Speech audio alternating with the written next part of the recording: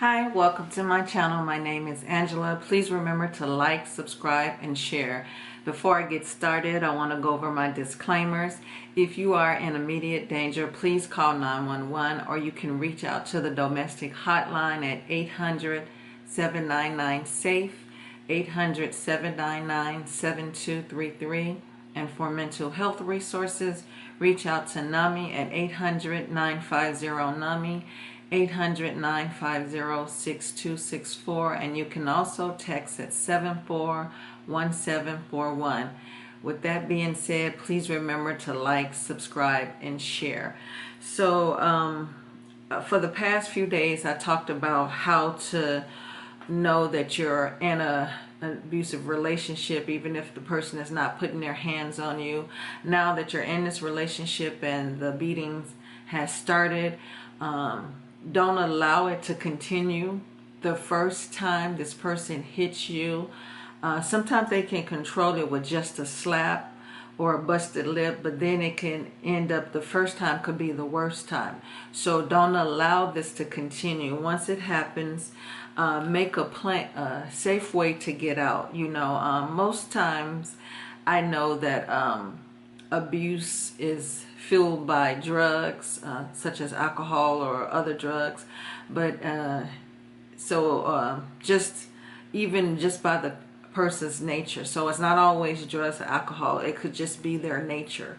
So if the abuse starts and the first time that they hit you and it's the worst hitting, it's not just a slap, and even if it is just a slap, you still want to leave. But if it's just so bad to where he has done some extensive damage to your face, at this point, wait till things die down. If you can safely get out of the house to call 911, please do so. Go to a neighbor's house, call someone to come get you. Don't allow this person to keep you afraid and scared.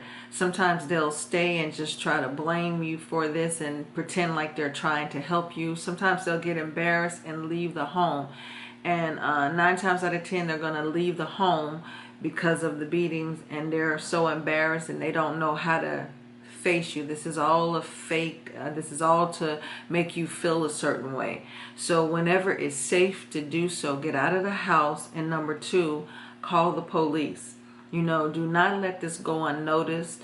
Go to call the police, get medical attention, put this person on blast, make sure everything is documented. And then if you feel unsafe, at this point you want to just go to a shelter.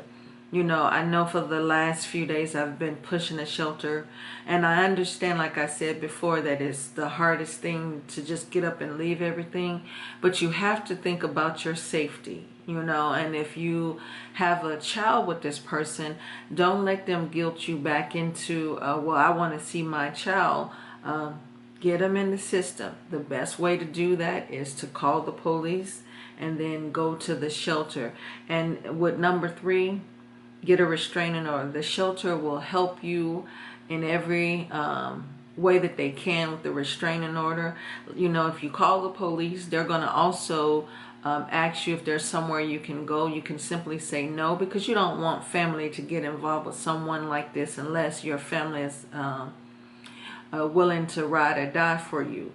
And you know what that means. So if you're in a place where you just want this to be over with, take it to a shelter. They're going to help you. They're going to keep you in the system.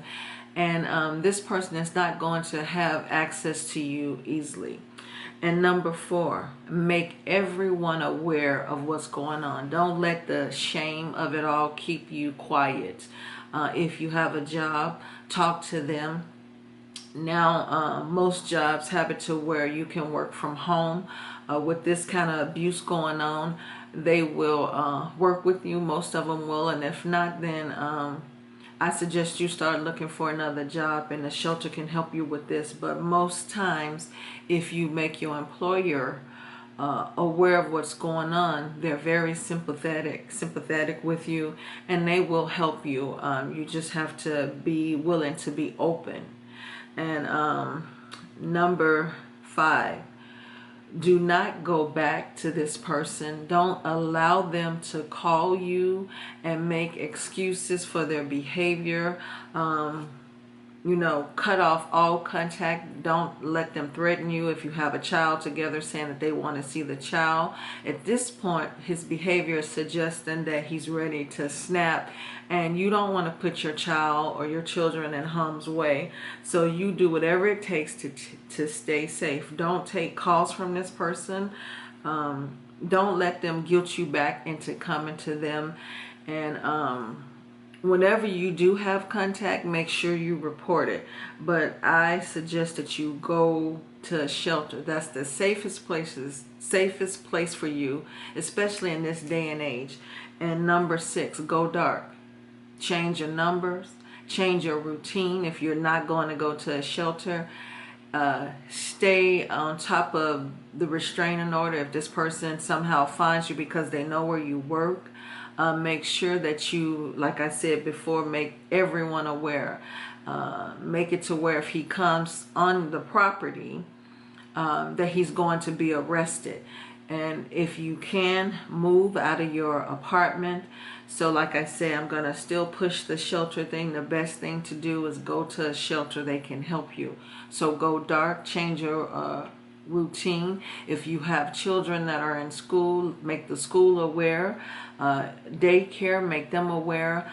And just change up everything. You may have to change the child's school. You may have to change the daycare. You may have to change things that he's aware of.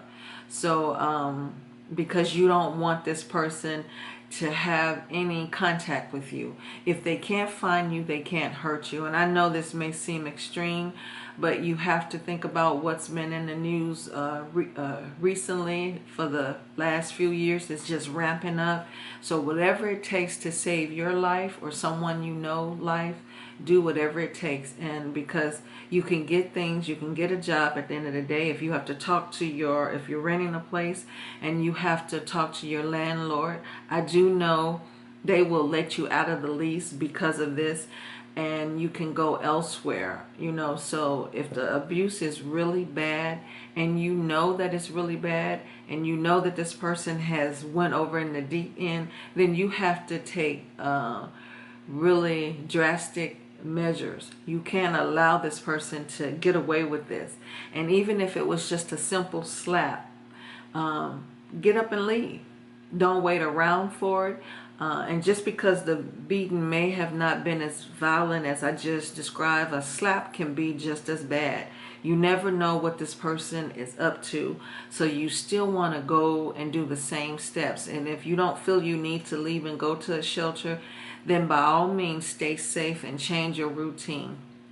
Don't allow this person to make you feel like you are stuck and there's no way out, because there's always a way out.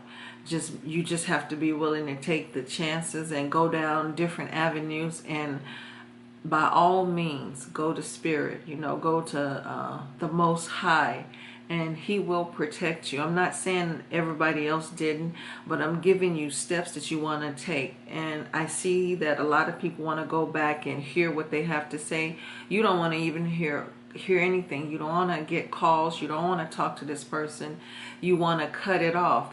And sometimes this person will just get tired and leave, Like I said, you can't fix a broken person, and a person that is showing these signs, they're broken. There's nothing you can do to fix it, and you don't want to be caught in this.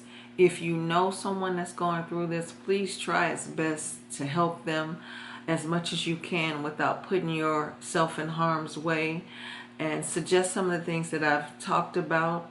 And please remember to like, subscribe, and share. And I will see you again next week. I hope you all remember to take care of yourself.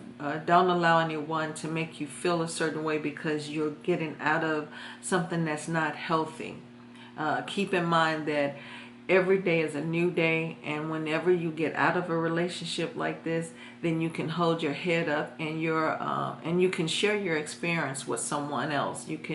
This can be a testimony to help someone else get out of this. So don't let someone make you feel bad because of the relationship you got yourself into. Remember to show kindness, and I will see you again next week. Like I said, have a wonderful weekend. Thank you for watching.